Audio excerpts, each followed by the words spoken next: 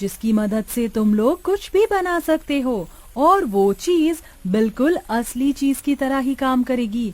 तुम लोग चाहो तो यहाँ से ढेर सारी जादुई घास ले जा सकते हो।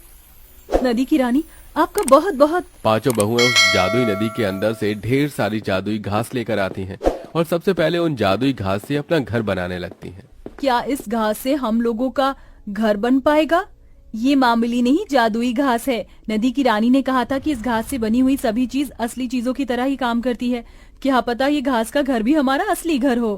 पांचों बहुएं कुछ घंटे के अंदर एक बहुत बड़ा सा घास का घर तैयार कर देती हैं, जिसमें वो पांचों अलग अलग कमरे भी बनाती हैं। साथ ही साथ वो बाथरूम और रसोई घर भी बनाती हैं, जिसमें घास का चूल्हा, घास के बर्तन और कमरों में घास का पलंग, कुर्सी।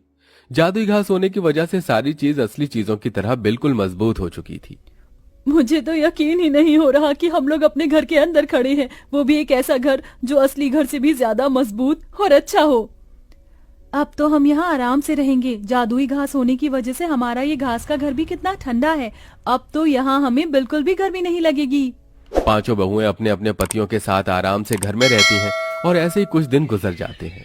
सच में अब तो हद हो गई है। मन कर रहा है ये बची कुची साड़ी ले जाकर फेंक दूं। क्या हुआ अदिति, तुम इतने गुस्से में क्यों हो? गुस्सा ना करूं तो खुशी के मारे नाचूं। उस दिन तुमसे साड़ी सिलवाई थी, देखो आज फिर से ये साड़ी फट गई। अदिति की बात सुन शालिनी के मन में एक ख्याल आता है, जिसके बाद शालिनी दोबारा उस जादुई नदी के अंदर जाती है और वहां से ढेर सारी जादुई घास लेकर आती है और अपनी सिलाई मशीन पर बैठकर कुछ घंटे के अंदर ही घास की बनी हुई 5 साड़ियां तैयार कर देती है।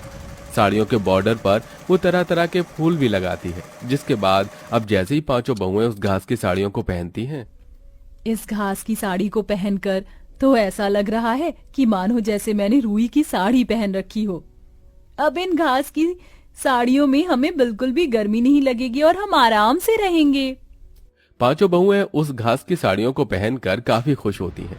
जिस तूफान से इन पांचों का घर टूटा था, उस तूफान में गांव में और भी कई लोग थे जो बेघर हो गए थे।